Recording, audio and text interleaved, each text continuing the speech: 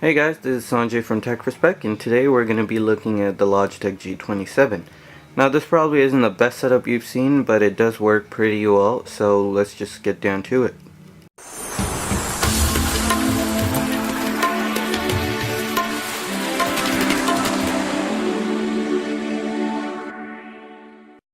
So the Logitech G27 launched in 2010 and continues to be one of the best sim racing steering wheels available to date.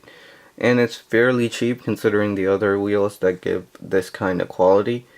It replaced the Logitech G25, which had a similar form factor, and it replaced it on some minor adjustments and improvements. Personally, I have owned the Thrustmaster Ferrari 458 Italia wheel for the Xbox 360, the Subsonic Racing Pro wheel with seat, and the Driving Force GT. The Subsonic was pure garbage with an enormous dead zone. The Ferrari 458 Italia was pretty accurate, and was quite enjoyable to use. Unfortunately, it didn't have any force feedback, which was kind of a letdown.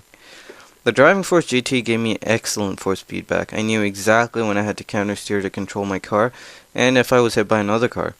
But it did have a letdown though, and those were the pedals. So when I got the Logitech G27, which is the bigger brother of the Driving Force GT, I knew I would be getting some great force feedback from my games.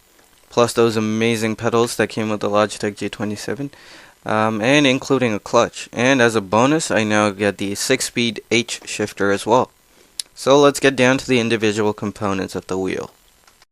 So the steering wheel is 270 millimeters or 11 inches in diameter, stainless steel, wrapped in leather, and it feels very solid. Feels amazing to hold, and it looks like it could take a beating. Attached to it are two stainless steel paddle shifters, which provide excellent tactile response. A huge improvement over the Driving Force GT, which actually had just buttons at the back, not paddles. On the front of the wheel we have 6 programmable buttons, and we have some very tiny shift LED lights, which really don't help a whole lot. The shifter here has 6 speeds and a reverse gear, which is activated by pressing in and moving to 6th. This is actually quite annoying to do in the heat of a race, and in Gran Turismo, the paddle shifters don't take you down to reverse. At least I haven't been able to. No such problems with Dirt 3 on the PC. And the shifter also has a power indicator, D-pad, and 8 more programmable buttons. 4 of them are just default PlayStation buttons, which you can also program if you would like. The pedals of the G27 are just simply excellent. They're well weighted and respond well and accurately for brake and throttle control. It grips very well on carpet, and it has those teeth at the bottom that will just dig into it. And it's also very reliable on hard flooring. So the G27 now has helical gearing at the back, which makes it much quieter than the G25 or the Driving Force GT, and has no unnecessary vibrations. The force feedback will give your body all the information it needs to get your car out of a drift or regain control of a wild Lotus Elise. People who play Gran Turismo definitely know what I'm talking about.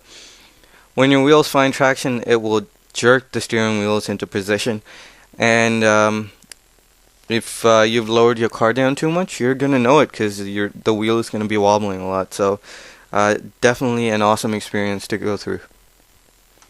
Well, those were mostly pros, right? Are there any cons? Well, apart from the useless rev LEDs and the annoying reverse gear where you have to push the gear lever in and then go to 6th, I honestly can't think of anything wrong with this wheel. And I spent a good half an hour staring at it trying to think of something wrong with it, but I just couldn't. It's that good. That is it for us from Tech Respect on the G27, and thank you guys for watching.